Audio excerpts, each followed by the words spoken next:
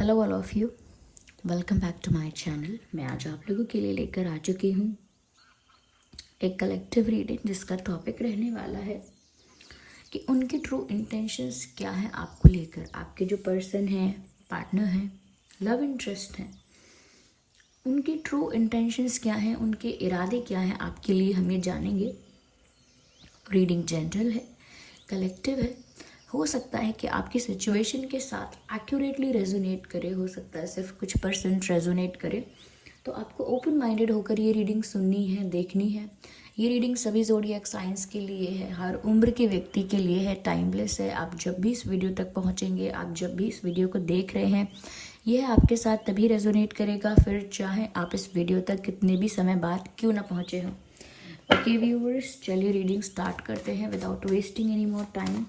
देखते हैं कि आपके जो पर्सन हैं, आपके जो लव इंटरेस्ट हैं, उनके ट्रू इंटेंशंस क्या हैं आपको लेकर। आइए चलिए देखते हैं। ओके, गाइडर्स, आप उन्हीं के बारे में सोचिए, उनके नाम पर फोकस कीजिए या उनकी इमेज पर फोकस कीजिए। ओके, चलिए सबसे पहला कार्ड 8 ऑफ पेंटिकल्स का है। Then we have 2 of Pentacles, then we have 8 of Cups. हमारे पास 8 नंबर काफ़ी दिन से कॉमन आ रहा है। 2 of Swords, here we have 2 of Swords and we have King of Cups. So yeah, okay. तो यहाँ पर कप्स हैं, स्वर्ड्स हैं एंड पेंटिकल्स हैं। ओके,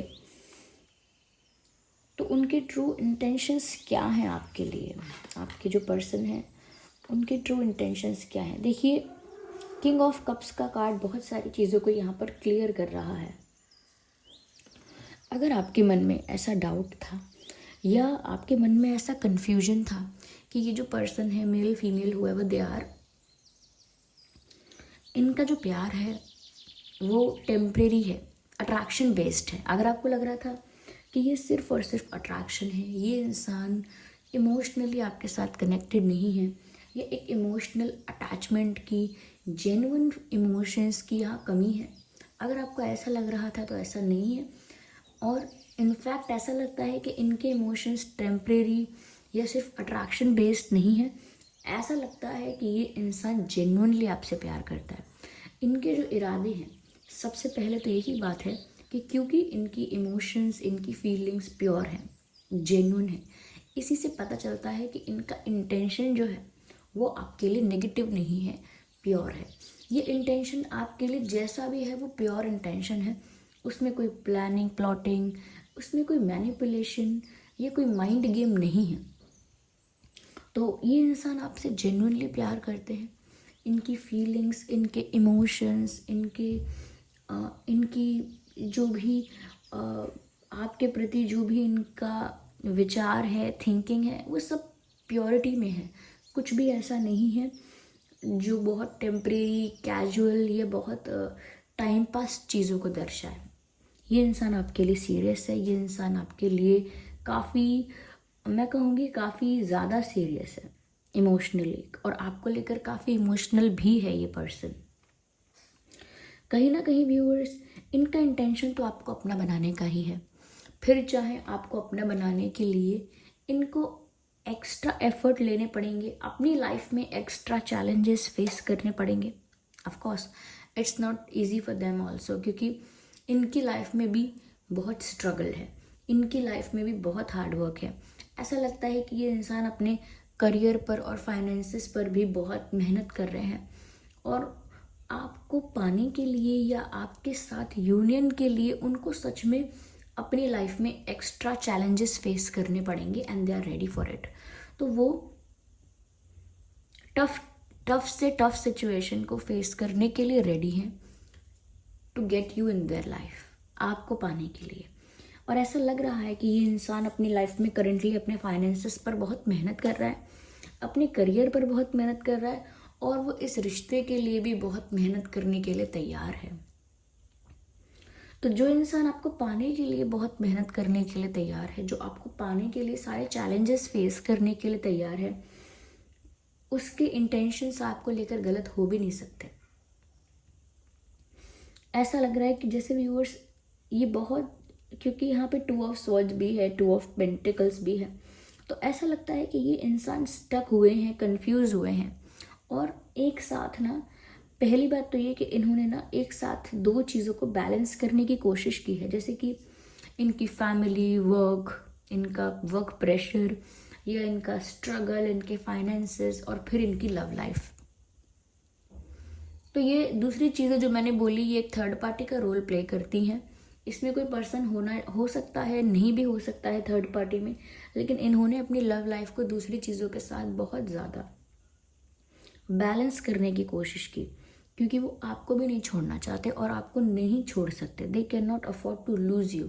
वो तो आपको पाना चाहते हैं, तो वो आपको खोना नहीं चाहते, और आपके साथ ही साथ वो बाकी सारी चीज़ें अपनी लाइफ की मैनेज करना चाहते हैं, बैलेंस करना चाहते हैं। लेकिन ऐसा लगता है कि जैसे स्टक हो गए हैं। जब आप एक साथ बहुत सारी चीज़ें करने की कोशिश करते हैं तो ऐसे ही स्टक हो जाते हैं समटाइम्स। तो ऐसा लगता है कि ये जो इंसान है, ये व्यूअर्स क्योंकि आपको नहीं जाने देना चाहते, इसीलिए आउट ऑफ द वे जाके कुछ भी करने के लिए रेडी हैं, लेकिन अब स्टक हो गए हैं। आप देख रहे हैं ना, ये दोनों कार्ड नंबर 2 के हैं, 2 of swords and 2 of pentacles, और ये है 8 of cups and 8 of pentacles, यानी 8 8 एंड 2 2। आप देख रहे हैं किस तरह का यहाँ पर सीक्वेंस और किस तरह का अरेंजमेंट आया है। ओके, तो यहाँ पर ऐसा लगता है कि ये इंसान जो है स्टक है। अब समझ में नहीं आ रहा है इनको क्या करें, क्योंकि ऐसा है व्यूअर्स कि दोनों चीज़ों को इजीली बैलेंस नहीं कर पा रहे। जितना इजी ये समझ रहे थे कि ये बैलेंस कर पाएंगे अपनी लव लाइफ को और अपनी जो भी थर्ड पार्टी सिचुएशंस हैं उनको, नहीं कर पा रहे। टफ हो रहा है, क्लैरिटी नहीं है अब कि अब वो आगे क्या करे। जब स्टक हो जाएगा इंसान तो डेफिनेटली इसीलिए स्टक हुआ है क्योंकि उसको नहीं समझ में आ रहा कि आगे क्या करना चाहिए। इनके साथ भी ऐसा ही हो रहा है कि इनको समझ नहीं आ रहा आगे क्या करना है। ये स्टक हो गए हैं दो रास्तों के बीच में, और ऐसा नहीं है कि वो इनको चुनना है कोई, वो तो चाहते ही हैं, उनके दिल ने चुन लिया है कि उनको आपके पास ही जाना है, उन्हें आप ही चाहिए। लेकिन ऐसा लगता है कि फाइनेंसेस कुछ ऐसे अनस्टेबल हैं, करियर कुछ ऐसा अनस्टेबल है, फैमिली प्रेशर कुछ इस तरह का है, रिस्पॉन्सिबिलिटीज़ या ड्यूटीज़ कुछ इस तरह की हैं कि ये इंसान उनके बीच बंध के रह गया है, ये रह गई हैं। इनको ऐसा भी लग रहा है व्यूअर्स कि आप चले ना जाओ, दे हैव दैट फेयर। इनको ऐसा लग रहा है कि अगर ये आपको कुछ सर्व नहीं कर पाए, जैसे कि ऑफकोर्स इनको टाइम नहीं दे पाए, इनको अपने इमोशंस एक्सप्रेस करने चाहिए, या आपको टाइम देना चाहिए, आपको अटेंशन देनी चाहिए, क्योंकि ये जो सब कुछ फील करते हैं आपके लिए, उसके लिए इनको प्रॉपर एक्शंस, प्रॉपर जेस्चर्स, चीज़ें करती रहनी पड़ेंगी। क्योंकि इनको ऐसा लग रहा है कि जैसे आप इनको छोड़कर चले जाओगे, and they are very scared of it. वो बहुत घबराते हैं इस चीज़ से। 8 ऑफ कप्स, और यहाँ पर समवन इज़ मूविंग अवे। तो ऐसा लग रहा है, ऐसा फील कर रहे हैं कि जैसे ये कुछ अगर आपको प्रोवाइड नहीं कर पाए, जैसे कोई कमिटमेंट नहीं दे पाए, या किसी तरह से अपने प्यार को कन्फेस नहीं करते हैं, या ज़्यादा ज़्यादा एफर्ट नहीं लिया इन्होंने, या ज़्यादा आपको अटेंशन नहीं दे पाए हैं, या फंस गए हैं कुछ चीज़ों में, तो आप डेफिनेटली वेट नहीं करोगे, आप चले जाओगे। उनको ऐसा लग रहा है कि आप इंतज़ार नहीं करोगे, then you will move away, you will go. क्योंकि आपको वो एक ऐसा इंसान समझते हैं जो किसी ऐसी सिचुएशन में बहुत ज़्यादा समय तक नहीं रहेगा जहाँ पर उसको कुछ सर्व नहीं किया जा रहा है। कोई हैप्पीनेस नहीं, कोई रिस्पेक्ट नहीं, कोई स्पेशल ट्रीटमेंट नहीं, या कोई भी केयर, अफेक्शन, रोमांस नहीं, तो फिर आप चले जाओगे। और ऐसा नहीं है कि वो ये सब नहीं चाहते हैं, they love you, they genuinely love you, but they are stuck somewhere. ये किन्हीं दो चीज़ों के बीच में स्टक हो गए हैं, फंस गए हैं, ऐसा लगता है ये फंस गई हैं। इनकी लाइफ में ना दो सिचुएशंस, दो रास्ते आके खड़े हो गए हैं। एक तरफ इनका दिल है, एक तरफ इनकी रिस्पॉन्सिबिलिटीज़ या ड्यूटीज़ या वॉट एवर यू से। तो ये ऐसे फंस गए हैं, इन अपने दिल को तो नहीं छोड़ सकते, या अपने प्यार को तो नहीं छोड़ सकते, और इन बाकी चीज़ें जो हैं वो इनको नहीं छोड़ती हैं। तो ये इस तरह से स्टक हो गए हैं, और इसीलिए कोई स्ट्रॉन्ग डिसीजन लेके आपको कुछ स्ट्रॉन्ग ऑफर नहीं कर पाते हैं।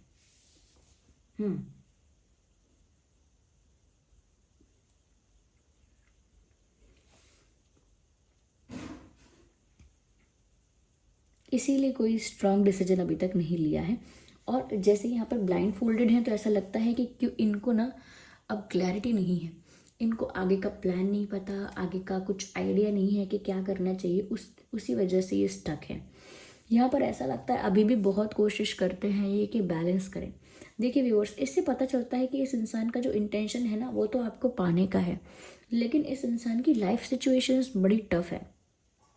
ये कोई कोई कोई दूसरा पर्सन भी हो सकता है जो इनकी लाइफ में बहुत इंटरफेरेंस करता है, ये बहुत प्रेशराइज करता है, बहुत डोमिनेशन उसका है, ऐसा हो सकता है। क्योंकि आपके पर्सन काफ़ी हार्ड वर्किंग लग रहे हैं, ऐसा लग रहा है कि आपके लिए बहुत मेहनत करने को तैयार हैं।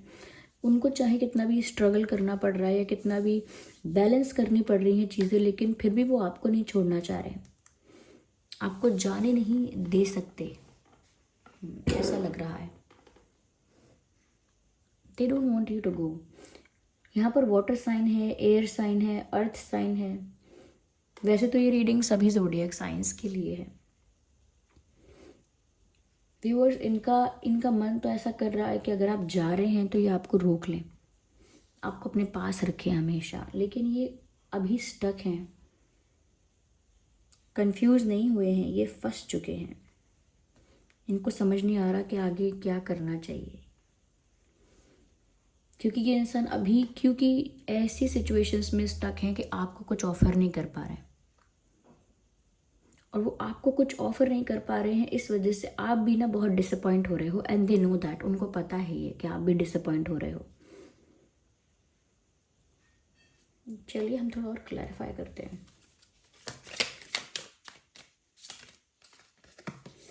Yes, they are dreaming about a union. ये भी सपना देख रहे हैं, इनके लिए भी ये सपना है कि वो आपके साथ एक हो जाएं। इनका भी ये ड्रीम है कि आप दोनों की शादी हो जाए, आप दोनों एक हो जाएं, आप दोनों ऐसे टाइट हग करें एक दूसरे को। I think they want to hug you. तो ये देखिए, जैसे यहाँ पर कोई बैठकर एक सपना देख रहा है यूनियन का, एक हग करने का या एक साथ होने का, टुगेदरनेस का कोई सपना देख रहा है। This is their dream. इस तरह के सपने देख रहे हैं वो खुली आंखों से। Yes, they are day dreaming about it. और ये इनकी इच्छा है, इनका डिज़ायर है, इनका ड्रीम है कि उन्हें आप चाहिए। ये इंसान आपको जाने देना नहीं चाहते हैं।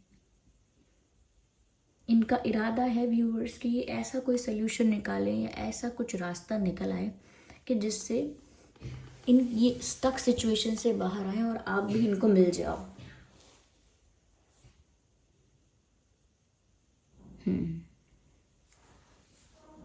ऐसा ही यहाँ पर लग रहा है। चलिए हम आगे और देखते हैं।